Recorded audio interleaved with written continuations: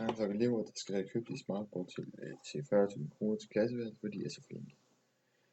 Jeg har valgt, at X skal være lige med at elever, K er lige med prisen i alt, og Y er altså lige med pris per elev.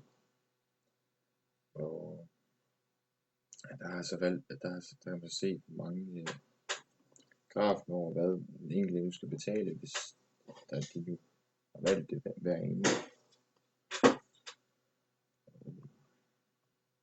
Så hvis der nu er 20, der sådan er råd til sådan en smartboard, så skal hver af de 20 betale 2.000 for at få råd til sådan en smartboard.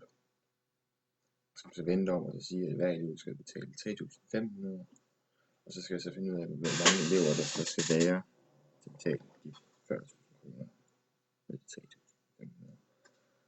Og der er altså, der er først fjernet x'et og kørt den videre, som vi plejer at gøre.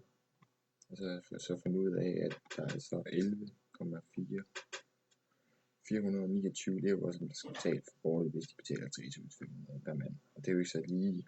Man kan sådan dele elever op, så nogle lige nogle kan betale lidt mere end de andre, hvis de vil. Og så går de lige frem. Og så har jeg så valgt en canvas, hvor man kan betale 62 kroner per overnatning. Og X det er lige med antal overnatninger, og prisen det er så Y, hvor det er så prisen for X antal overnatninger. Det giver os formen Y lige med 62 gange X. Det er altså grafen, du kan se her. Den er meget lige ud.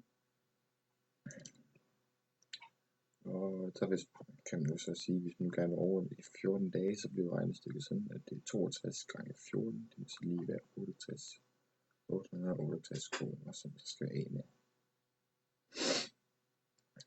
Ja.